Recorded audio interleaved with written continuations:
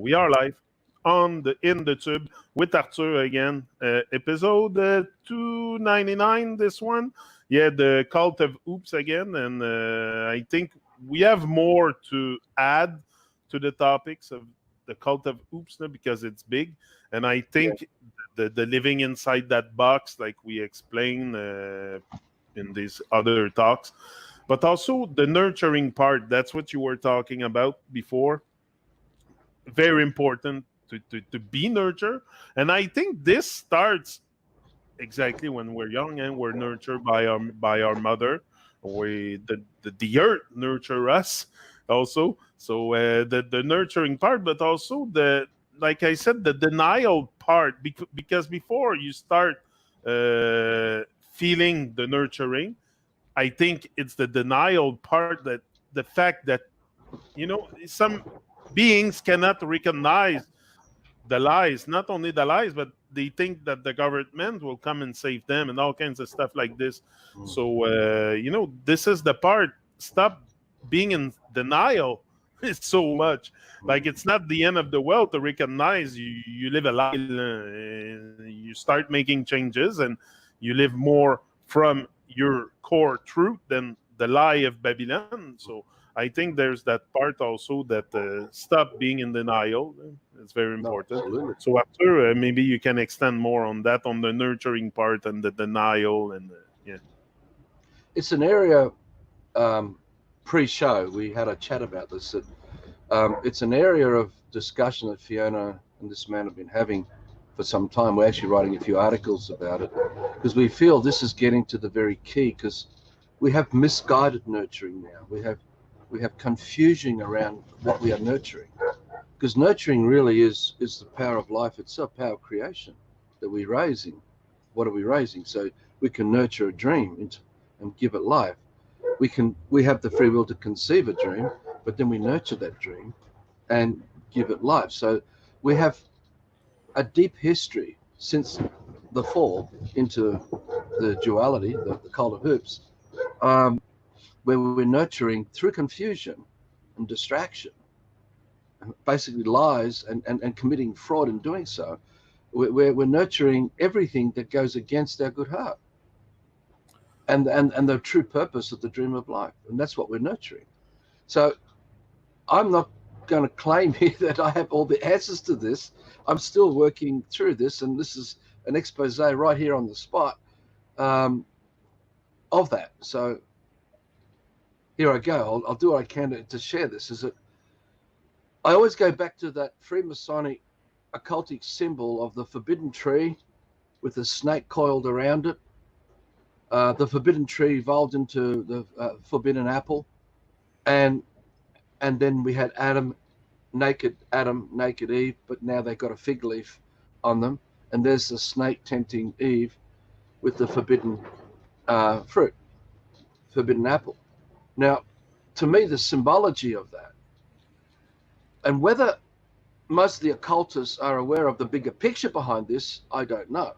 I'm assuming they don't, because if they did know, the consequences that they would see would make most of them who had any conscience left want to get out of there because of our free will and the power of what we can do to destroy what we are and what we're part of. Without fantasy, without the fantasy confusing us through afterlives and all these other dreamscapes put into our heads or put into their heads. So you're saying most are not aware. So then all the politicians and all these people on the scene, on the theater of Babylon, they're not aware. That's what you're telling me? Well, it's like when we know we love the mountains, but we drive the car there, right? Meaning we don't love the mountains because we wouldn't drive a car there if we really loved the mountains, because the car comes out of destroying the mountains and destroying nature and the pollution, so all that. So it's in that paradox, it's in this confusion that I think politicians are also confused about the bigger picture of what they're nurturing. So we are all compromised, and I'm embracing all these people because all those higher up, they're all compromised. I don't think they really get it. And if they had a conscience, if there's any bit of conscience, they would have a conflict, and they would probably leave politics, or leave the law, or leave religion, because their conscience was disturbing them so much. Now, remember too, a lot of these people are under oaths of death and fear of reprisals and all kinds of things against them and their families and all their loved ones and their status and all that. So it's a threat on many levels. So many of them kowtow to a certain point, not to bring down their whole families and that. You have to assume that there are some, maybe more than what we realize, who are very more aware of what's going on, but they're trapped and they don't have that strength of willpower to get out. Trap, but deny also the trap. Yeah. Like, I don't know. Yeah. It's so strange. Because it is, even the occults, it's everything. When you get past the show pony benevolent levels of the Lions Club and Rotary Club and all the other charities and by associations of goodness that the people do through the system with money and donations and gifts to help this and that and this and that. When you get past all this, they have spotters, and inside their spotting world, they will find brothers and sisters. If they're not part of their own families, they'll find others who are intellectually very smart and bright and capable of going against their conscience, and bring them in, initiate them. So you go through a compartmentalized process of being initiated, like a pyramid shape, right? Where information is provided on a need-to-know basis, and you only know what you know. But at the highest level, right at the apex, the top, is a tiny few men who know the real big picture. Now, I don't know whether there's 1, 2, or 3 of them. There's only be very, very few. And they are the true power behind the whole of fruit Masonic world, of the whole of the world of the occult. And all the societies, lodges, and all that all combine into this one Russian doll, right? And they're all at the effect of what streams down from the top, as in instructions, orders, end time plans, projects, stuff like that. So yeah, you'd have to assume that some who are invited up on a need-to-know basis are given more access to more truth, and some of them would have a conscience, still something pricking, and they would. And I can't represent any of them, but we do have a known history of some of these people being killed, some of these people having unfortunate accidents, some of these people being ran through the media and immense campaigns, so you have to assume that some of these people will not follow anymore the guidelines that just hit deep into their heart of knowing that if they push that agenda, that they will be causing more problems that they don't want to support, but they don't know how to get out of it. So yeah, look, that's that rolling stone out of control. So in that world, it is a rolling stone out of control, because really they're all under the fear of each other, of turning against each other. So that uncertainty will linger amongst all of them. So they're all capable of doing the most terrible things under that kind of power, like we would all do. Things that we look back on what we've done of our lives and we go, God, but you just do what you do at the time, the best you can with what you've got. So I'm not going to get into all the examples, but you know what I'm saying? So if we go back to that forbidden tree, the forbidden tree is explanation. It's a definition. It's instruction. It's education. It's indoctrination, brainwashing, inculcation, right? It's their suggestions. So in a nutshell, it's we as man have created a child of man, and we put an imprint of our intention to change the way a child is thinking, because we intend to we want them to be in our image. We want to define them the way we want them to look at life. So that's the snake as a man getting into Eve's head. Now, how did this all start? Because this is the fall from paradise, from undefined reality, undefined eternal life, into the death of hell, of a man-made hell, where we are lost in the lie, and we've not created a life that gives us eternal life, because we've withdrawn from it. And that's why I said in those last couple of videos about the great man on the cross looking down at everyone going, don't you want life? Come on, you're all brothers and sisters. Don't you want to live? This promise of giving you all eternal life, to give you life, is with all of you. Why are you rejecting that? You see, because it's those who have fallen into the death state that will seek out death in others by killing and destroying others, because they themselves are already dead. You see, so they will do. It's the dying, the dead, that cause. So when you look at the image of the Jesus on the cross, and they're laughing at him and scorning him and ridiculing and abusing and putting crown and thorns on his head and ripping him over. I mean, they're really that Mel Gibson movie. I think it was a real classic example of just the brutality of what they would have done to this man. And I would assume that was very accurate. And all these people who are doing it are the ones dying. That's why they're doing it to him, because they're dead. So why is the one, because you talk about the one that feels like they're dying, like often we see The Walking Dead, like they're zombies and stuff, and they're already dead, most people in the world. But why are they afraid to die? If they're already dead, why are they afraid to die? And if I'm living, I think the best I can, why I'm not afraid of dying?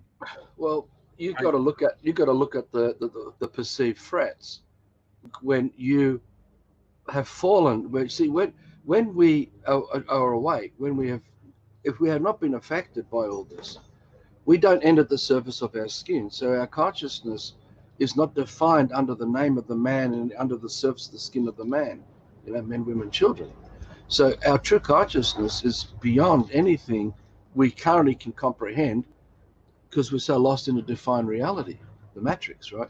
So this is great. That's why I use these kind of analogies of this great man, because this man's undefined.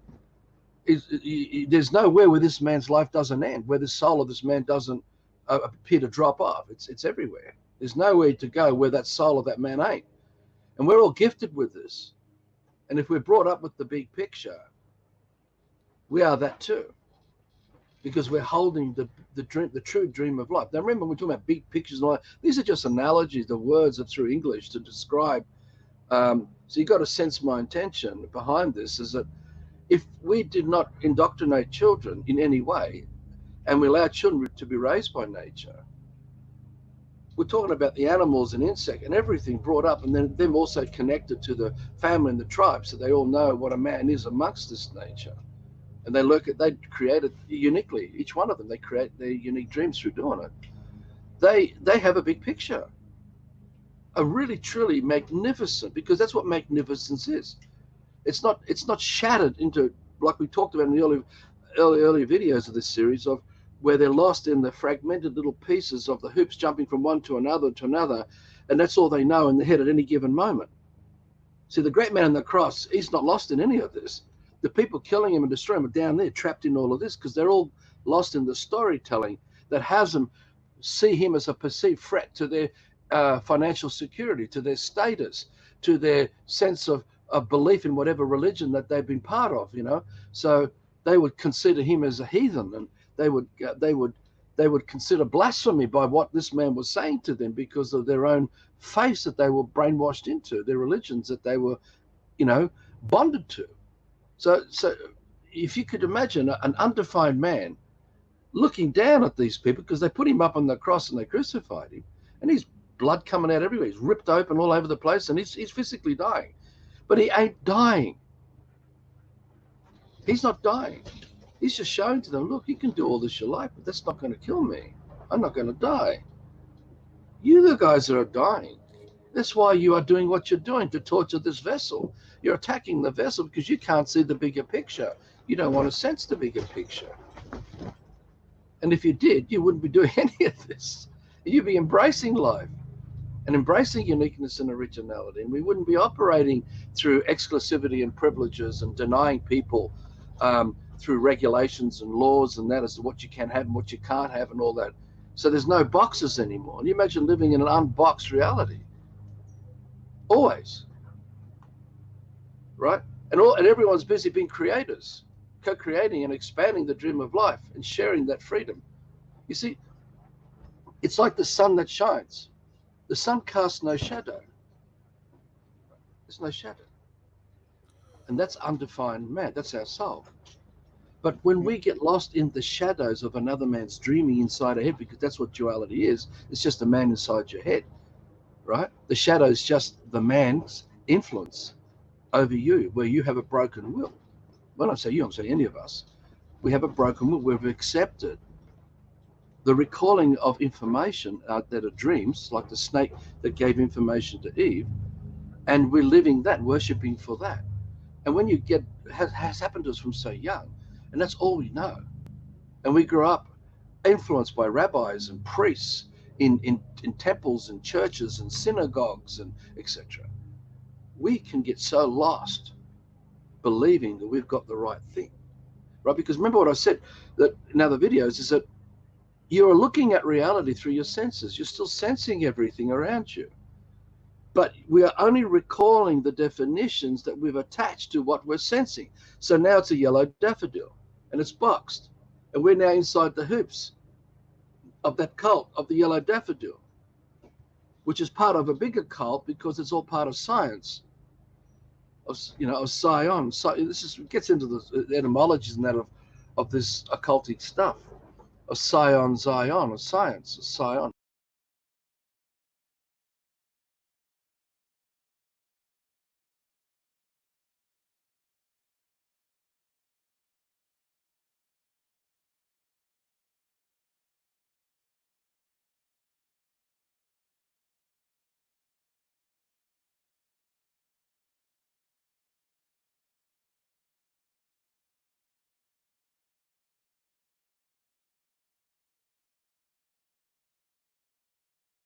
We are so trapped, and we are so practiced recalling. Look, even now, as you and I talk English, we are constantly recalling what someone else has taught us to communicate. Meaning we threw the baby out with the bathwater. We threw out the true tongue, our ability to sense each other like dogs. We could come and smell each other in one instant. We would know everything we need to know about you and me just through our senses, and we would gather such vast information without any exclusivity or privileges or ostracization or anything, that we will not play out that kind of game. But when you're in the boxes of yellow daffodil, and up and down, left and right, tall, strong, weak, poor, rich, you name it, all these things play out in the duality. There's not a single moment in our conversations we're having in our heads and talking where we're not jumping through the hoops of the cults, of all this storytelling, while we are still sensing everything around us, right? This is what happens. This is actually how it's happening. So the shadow is the illusion. It's the mirage, where the sun doesn't have any shadow, because the true life of man is that sun that shines, because that's our soul. That's the if you create a dream and you hold that dream and you go and you look after and nurture it, you are the sun overlighting that life, because the light and the life is one and the same, and we hold that dream. So it's like, I don't know if I mentioned this series, it's like when you dream for a partner, and we'll go back to nurturing, because this is all going to tie into the nurturing. When you dream for a partner, and if you're holding a big picture dream for a partner, and you're building all the information of that dream inside that bubble of the dream, and you don't have any doubt, whatever, you're calling forth that woman, and vice versa. The woman's calling forth the man. And so that light is what we call love, because we're creating it. And when we meet that partner and we connect, like when I met Fiona, she lit up. I didn't even know what she looked like. She just lit up. And I was literally blinded. I was blinded by this bright light around her. And I knew nothing about this. We're talking about 1995 now, back in where I was at then.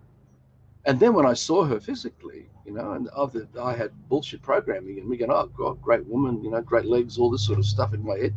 But it wasn't important. I just knew she lit up, and I never went from that. I just knew she was important. to the dream of what I'm dreaming for of this life. And 6 months later, we got together and on it went. And so that light is the sun that shines of that love for life. You know, by coincidence, the name of our work, the love for life, because while we love the dream, we love our partner, there's no shadow there. But we place any doubt or uncertainty, put any confusion about what we're loving, what we're holding, we can create a back door. We can create a reason to undermine and sabotage that light, that dream, and allow the darkness to spread into that light. So where that dream was pure light of life, we've introduced black into it, and it's starting to spread as we focus more and more on the confusion, the doubt, and any other anti-life, storytelling, things where people explain things to us about, look, I'll talk about this later when we get into the nurturing, because this all ties into this.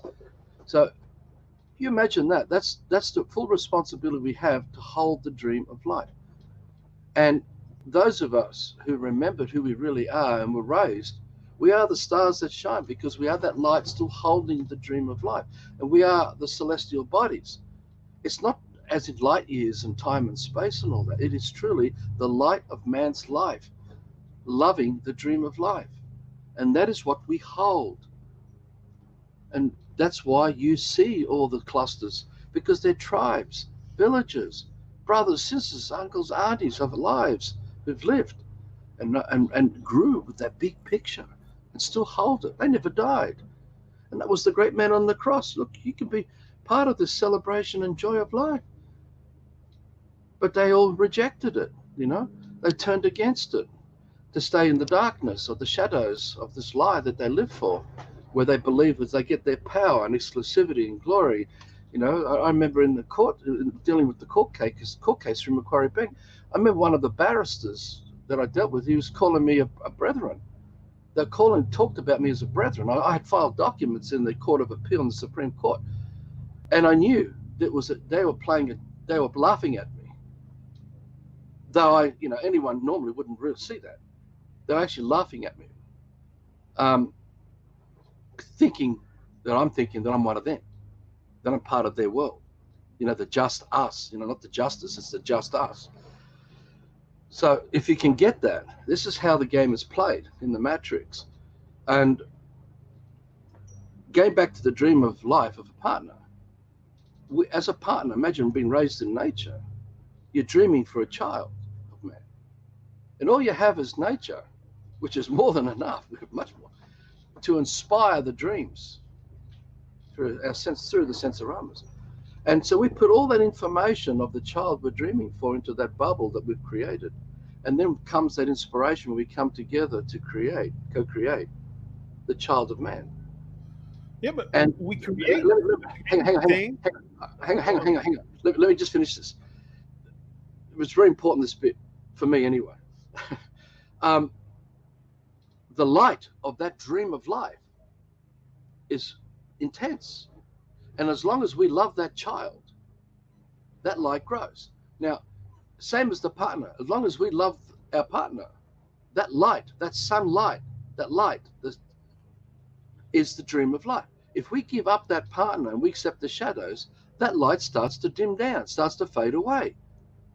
And if we don't love our partner anymore, don't nurture it, it becomes black. And you call that divorce, and you call that whatever you want to call it. So that has died. And that's actually the true meaning of the word sin. It's a sin. Because we've actually killed the very life that we dreamt for and created, which says we're dying too. Because you have to be dying to want to kill something you've created, what you dreamt for. So the full responsibility to love Fiona for this man is eternal. I'm always there for her.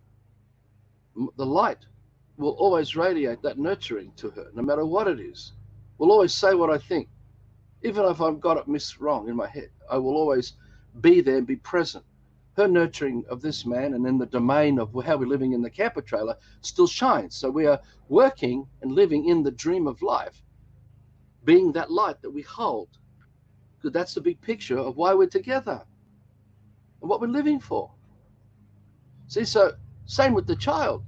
as long as we love the child will never fade away.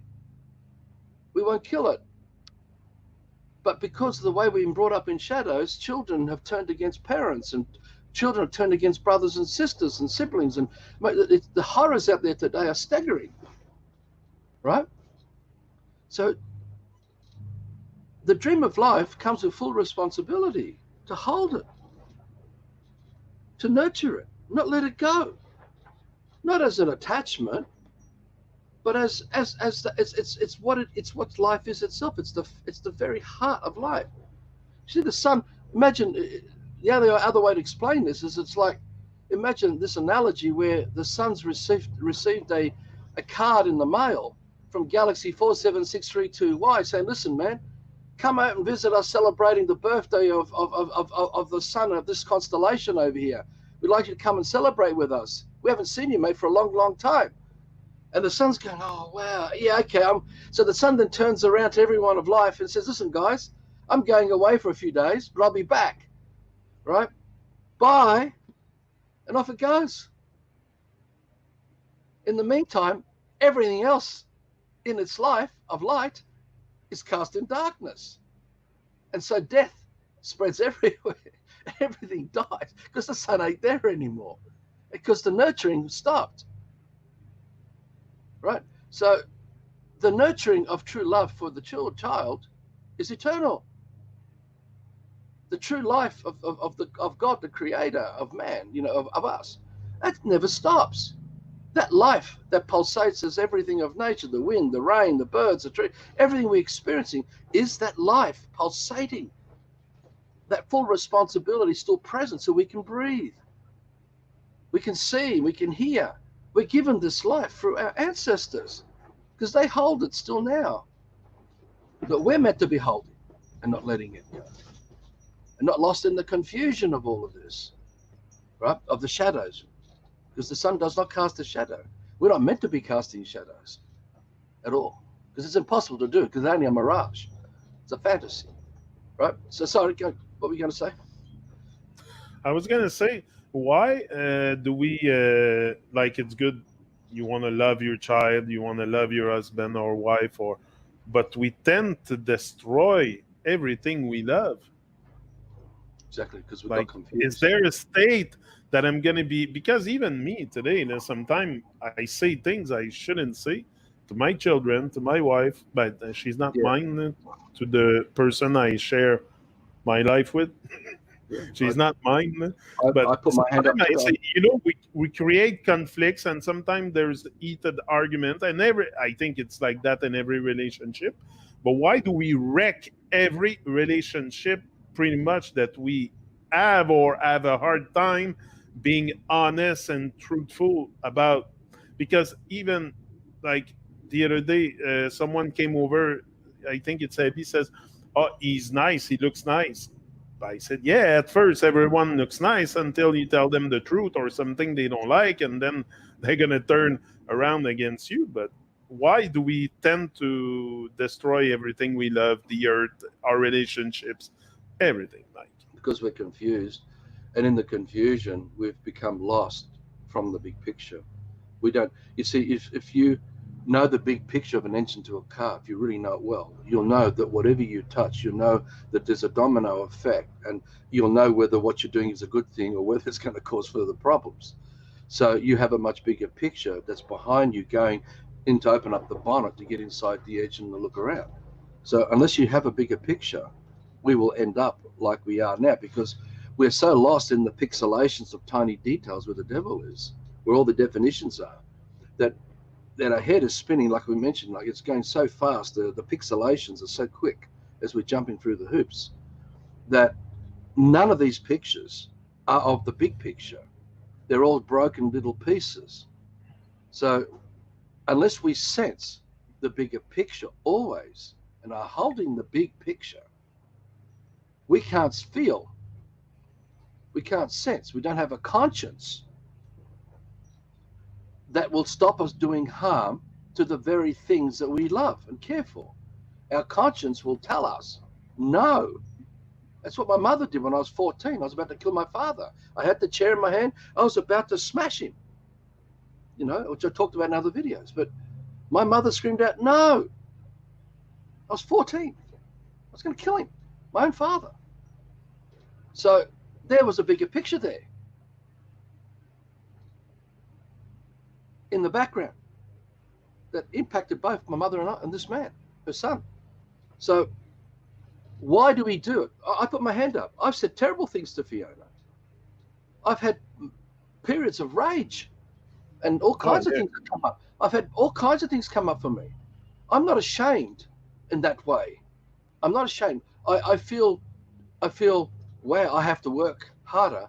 And in recognizing these triggers, these mechanisms that I've practiced from so young, down in the pixelations of all the emotions, where I built my life out of, this life that I grew up out of. And now having to learn to recognize the switches, the kind of thought processes, because you've got to know the triggers. You've got to recognize these thought processes, these triggers, so you can go, oh, if I was to react to that, that could lead to this and this and this. So I've become better. In fact, it's through this marriage that we have both, Fiona and this man, have become stronger. And we pull at each other, because when I sense that she's going somewhere off, I'm there. If she senses me going off, she's there. Not that we need each other, like we're not needy, but because we are committed to the bigger dream, to return, to get back to some real truth about what love and partnerships and man, all that is all about. Hence the conversations of nurturing has been coming up over the last 6 months. And what I want to talk about in this video is that it's just that we have, when we do that, it's because we have practiced not holding the big picture. Excuse me. The emotions make us fall away from the big picture. It makes us not remember the big picture, because the anger has us self-centered on the fake persona, and it's all about me and what's in it for me, and and mine, and mine. And in doing that, we're forgetting all that time that we're lost in the emotions. The sun's still shining, the air's still there to breathe.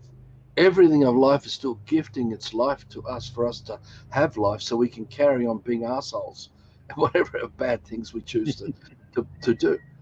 So you've got to get back to big picture. Go, wow, how much we are truly loved. It's sad in some ways that you get atheists who have been brainwashed by atheism, system atheism, where they don't truly appreciate just how much life is being gifted to them, to have life, for them to dream their atheistic ways. So this goes into everything. So there's always a much, much bigger picture. And it's there when we can hold a bigger picture that our consciousness opens up, and we no longer end at the surface of our skin, because the rage is only underneath the skin. It's not outside it, right? The loneliness is only under the skin. It's not outside it. There's no loneliness anywhere. It's only going on inside the vessel of this mirage, of this fantasy. So all forms of emotion, jealousy, greed, selfishness, power control trips, anger, rage. I think we're going to, coveting other people. It goes on. And there are so many of these emotions. They only operate under the surface of the skin, inside, under the name of the vessel that we're sailing on the alphabet seas of this lie we're living in, of that matrix, which we touched on in the other videos. So when we wake up and we can get beyond the surface of the skin, now we're like that great man looking down. Guys, you can do what you like. I'm not scared of you. If you want to kill and take this vessel, take it. I'm not going to stop you. If that's what you want, I'll do what I can to keep the vessel going, but I'm not going to live in fear of you. I'm not going to be influenced by your pressure and have me curtailed to make decisions that suit your agenda, just because you happen to be persuading me because of your, because I have some kind of fear still left in me. So I'm fearless that way. I don't have any. I've been out of the system, 16 years, nearly 16 years now. So if you can get that, that's why we can do terrible things. And we've learnt it, because it's a practice behavior. It's not a natural phenomenon. It's not something that naturally happens to us.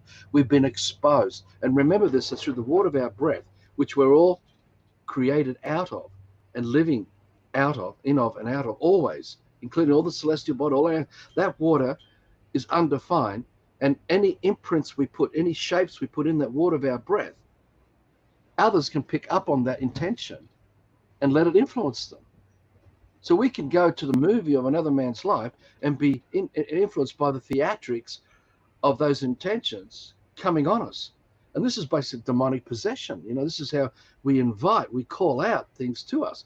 We actually just entered into another cinema of a movie of another man's dreaming, allowing those influences to play out.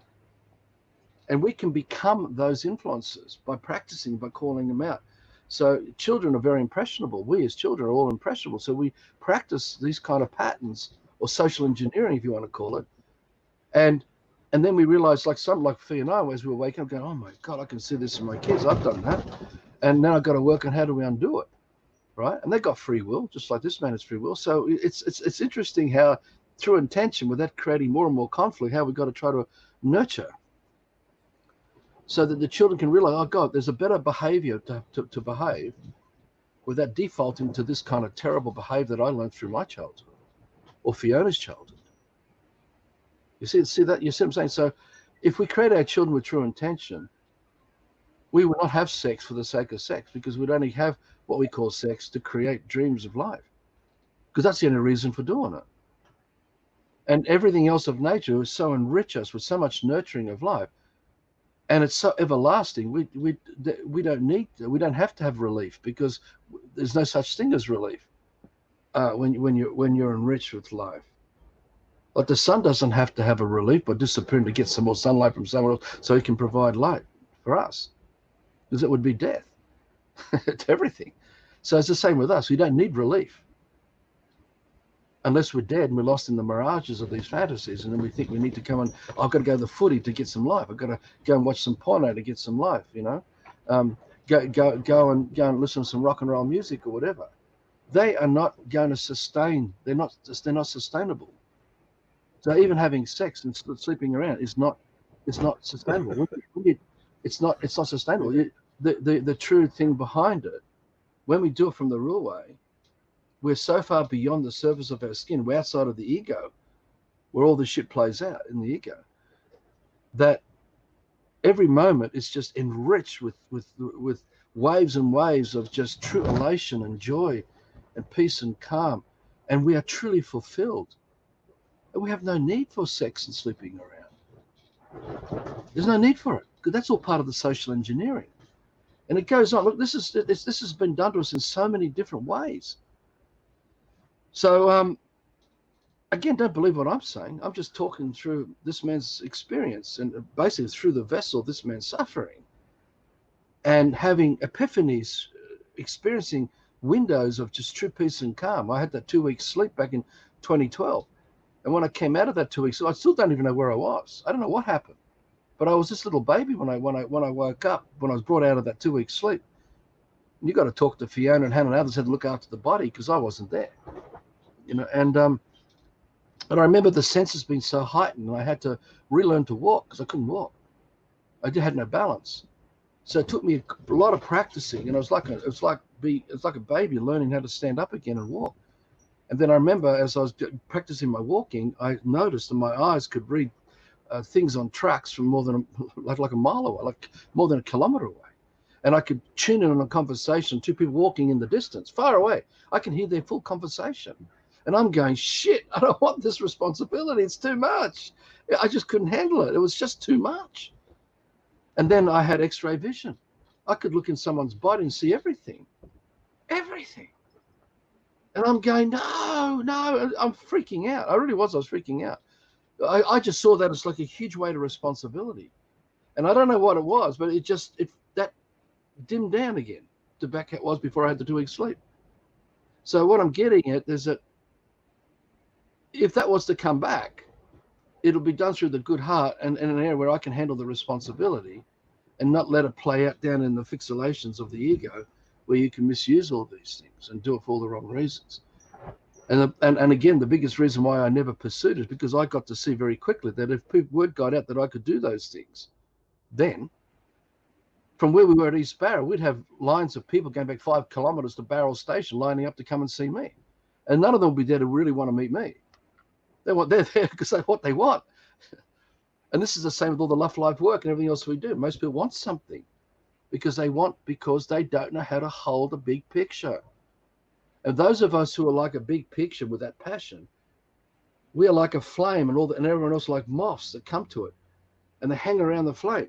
Now that's our creation. We've done that because we have misguided nurturing where we think we can rescue, help other people because we want to help, but we've forgotten free will. So in the confusion of trying to help people, which is what I was doing all those years through Love for Low, I spent my whole life fighting off these moths, some of them who are nasty and demanding and arrogant and all kinds of nasty things being said, you know. And look, I won't go for all that, but the full responsibility to nurture from the big picture will not have us bring any attention on I, me, my, mine. What's in it for me?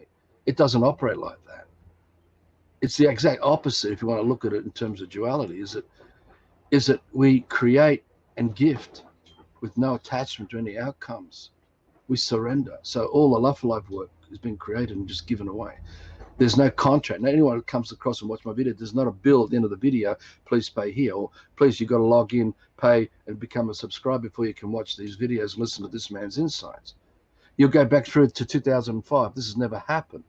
There's been no bank account where people go and put money in for this man so this man can build up a commercial interest in the system. There's no bunches of women having an orgy with this man, and I'm running a cult with all kinds of things. You know, people say that I'm a cult, and I said, well, I've looked under the bed, I can't find a cult. I've looked in the wardrobes, I can't find the cult. Where are all these women? I'm looking for them. You know, I went outside in the garden, I can't find them around the garden. They're not in the kitchen, they're not in the pantry cupboard, they're not in the garage. I'm looking under the car, inside the car, I'm looking. Where are all these people that are part of this cult?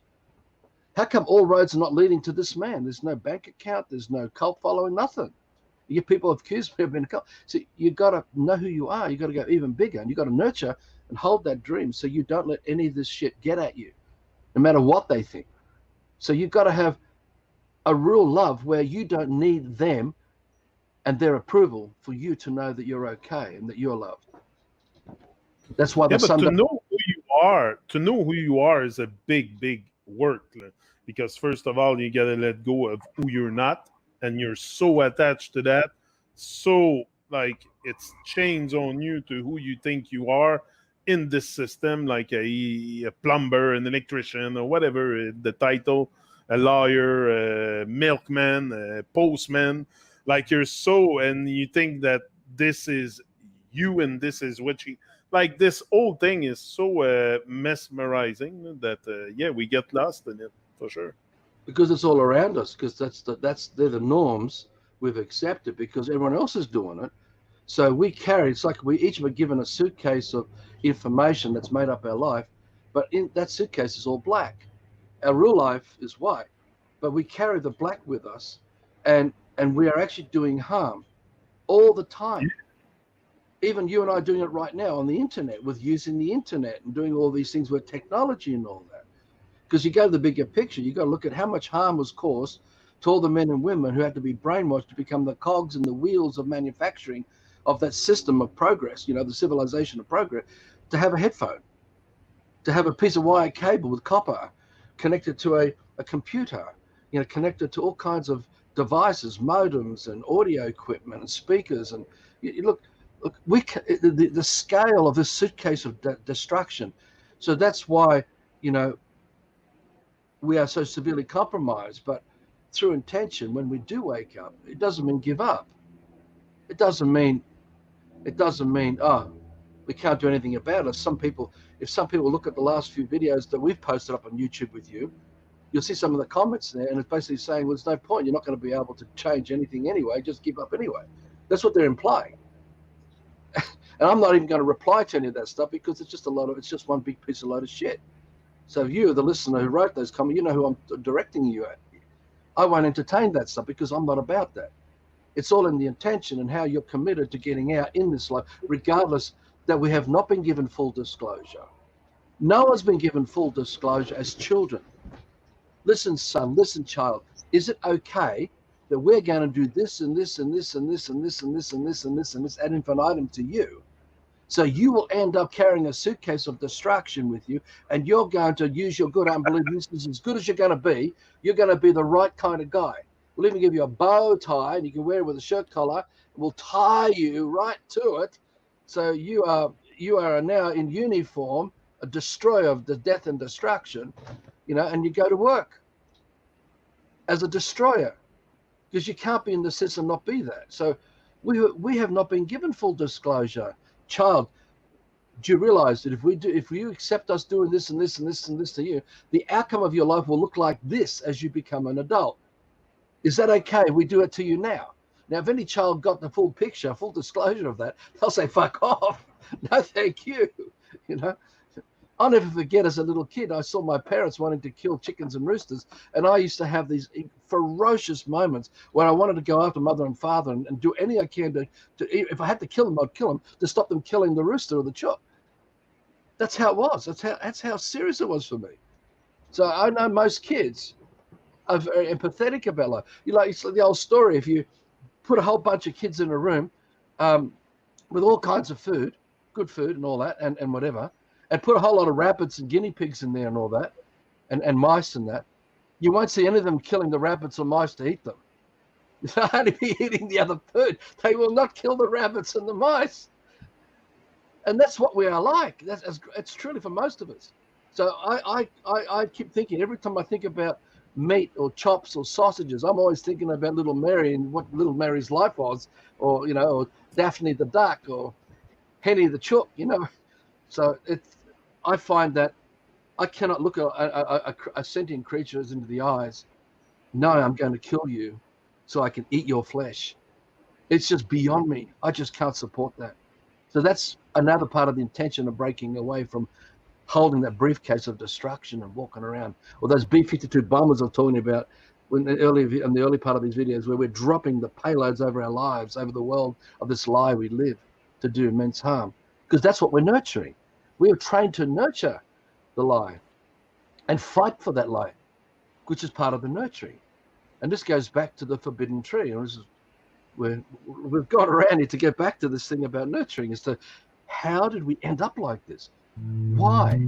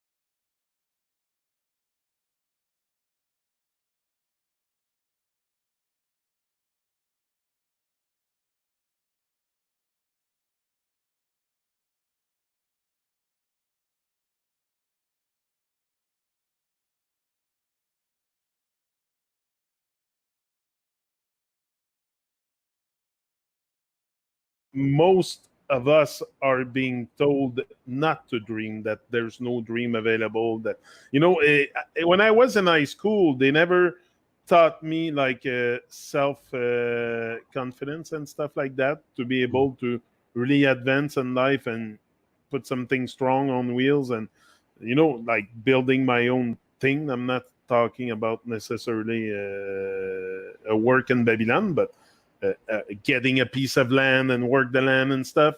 Like, we're not taught these things, so we're very, very, and we need to be taught things. I think we need to be teach certain stuff, because we don't come here with all the notion, all the things we need to know. So for sure, but why exactly do we tend to collectively destroy that dream that we can nurture? Like, even like, I'm not saying that the beings in high school did that on purpose to me, to take away my dream and take away all my willpower, my self confidence, and that. But it does happen, and that's, I think, a bit the purpose of schooling today, is to take away your dream and self confidence. And it's a generational thing that's been practiced 24/7, and we've arrived in lives where the generations of practicing this kind of stuff is very intense and chronic. Now, if you go back, look at the sun is information, just as nature is information, and the information are tools. And we can go to the sun of our heart and go to nature of our heart and work with those tools.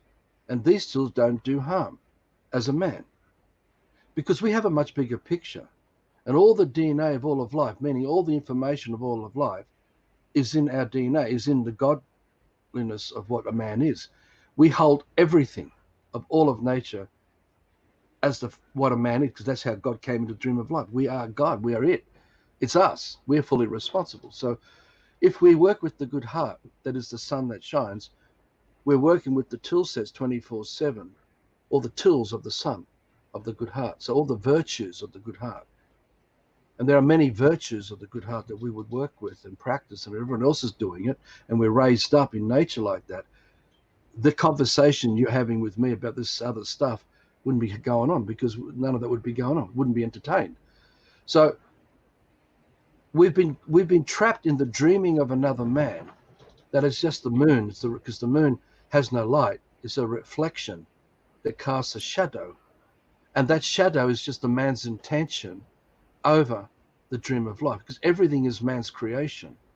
When you say a man's intention, to me, when you say that, I think directly of the guy who instruct me in high school on what to do later with my life. I think it's an orientation specialist or something.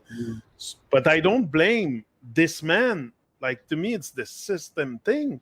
Like, it's the whole system. He doesn't know. He doesn't know. How does he know? Yeah. But the thing is, unless we rise to a bigger picture and get past the influences of everyone around us who are infected, we are lost in the mirage of all those shadows. Yeah. We're lost in the shadows. And in those shadows, when you practice it, recording it over and over again 24/7, you get good at it. Look, it's very quick for me to put headphones on, to turn a computer on, sit down in front of a computer and talk to you through a video camera right now. I've gotten good at it. The first time I tried to do it, the more you do it, that's it. the better get. So we've been taught to spell, to go into the spell. Come on, children, A, B, C, 1, 2, 3, and then the definition. That's red, that's black, that's yellow, that's orange, that's up, that's down, that's right, that's wrong, and it goes on and on and on and on, because all the definitions of everything of English is this.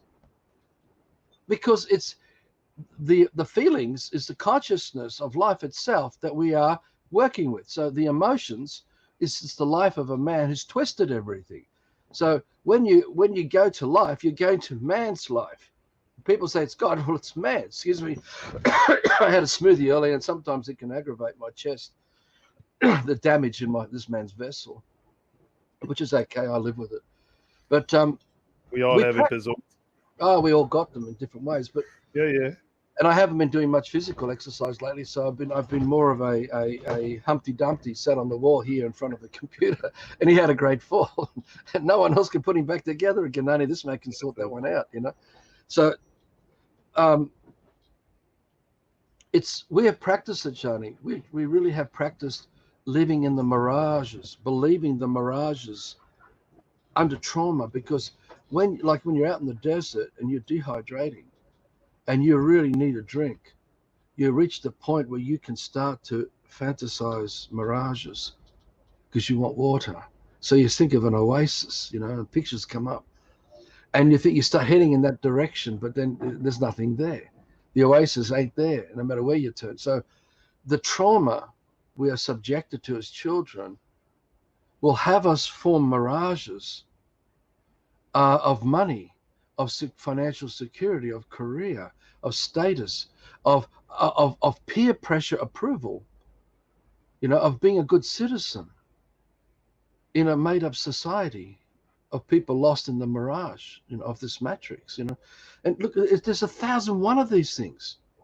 And we hang on to these things, but it can be gone very fast. We see it with the coronavirus. You can lose your job, can lose your house, so you hang on to these things for what exactly? because the life of the man who dreamt them was lying to those who got sucked into the mirage of these dreams, because behind it was fear, doubt, uncertainty, confusion, a lack of sense of belonging, of spoon-fed neediness of other people's approval of you. Most of us spend a lot of time making sure we look good to other people, and all of it is fake. So much, huh? The syndrome, the like me syndrome. You have to be like.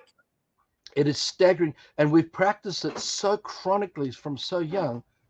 We don't know how else. We don't know how else to behave, because that's all we're recalling all the time. We've practiced doing it. So unless we can get this free will strong enough to step outside of it and go, oh, this is all shit. I'm not going to behave like this anymore. I am what I am. I don't need your approval, anyone else's approval. Okay. I'm just going to be what I am and going to do it because I'm responsible for what I'm doing.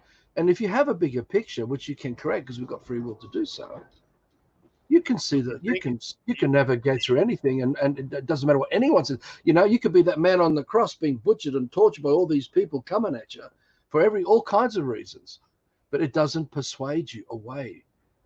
It doesn't seduce you. It doesn't make you kowtow. It doesn't make you comply and acquiesce. Hence, taxation is voluntary. It is not compulsory. The law is all about your free will. Okay, everything of the system is rooted on your free will, right? Nothing is compulsory. It is a lie to accept it. And there's no authority that can tell you that it is compulsory, because they will be lying to you, because it's all about intimidation, threats. It's all about all kinds of things to harm you, because they are the harm doers. You're not doing any harm by saying no, and push back. Right? And if you know who you are, you can really push back and push them out. It's like your immune system saying no to sickness and disease and disharmony and chaos and everything else. You just push it out. See, so it's all voluntary. Everything of the system is voluntary, because you always have free will in every instance of your life. And that free will is God.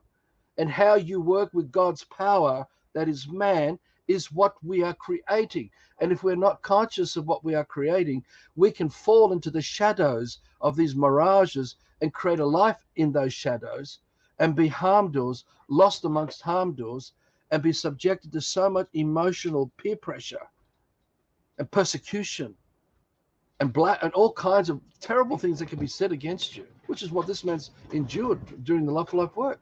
That's nothing unusual. This comes with the territory of this stuff, Johnny. So it is, everything of life is not compulsory unless you accept that influence over you, which means you have a broken will, and there's another man now inside your head dictating you.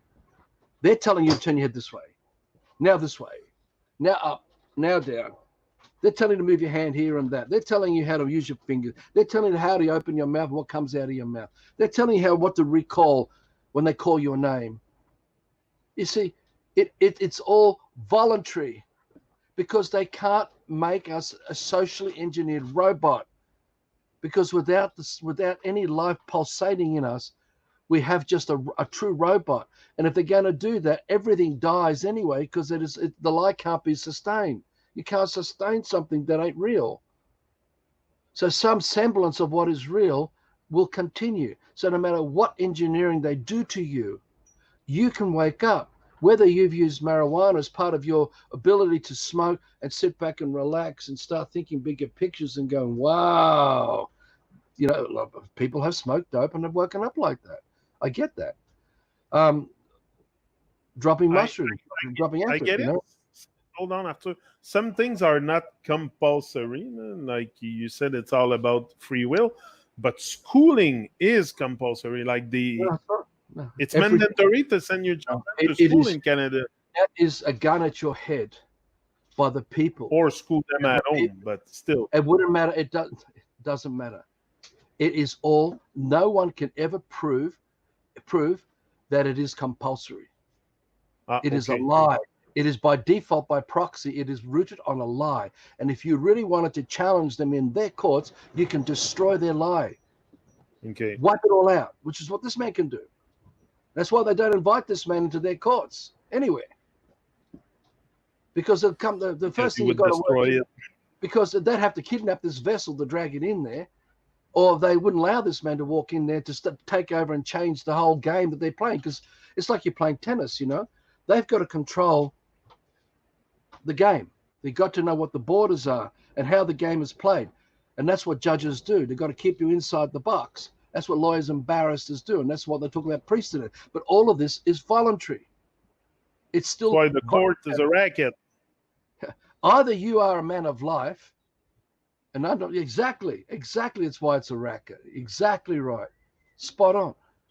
Very good. I love that. That's why you play tennis with a racket in a court with a ball. You break down the words, you'd be surprised how the court works in the tennis court.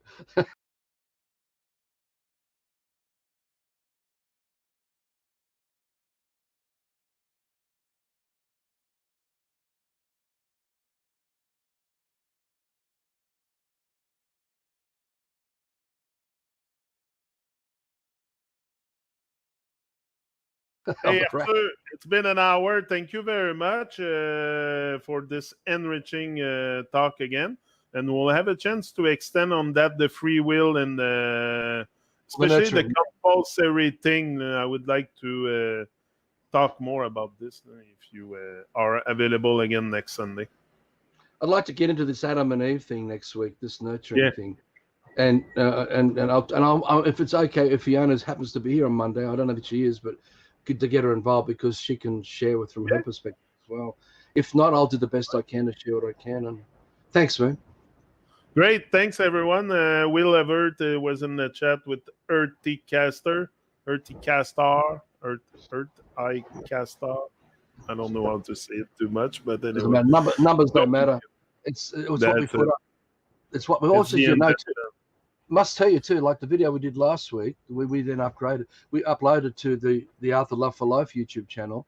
It has a whole lot of. It has heaps of photos in there now, and it has other things we put in that you won't have in your version. So if you want to let people know to come and check, or you want to check it out, you'll see them. You'll see all the extra stuff we put in. I'll put the link in the description to your channel. Bro. Yeah. Okay, we're out. See ya. Bye. Boom. Bye.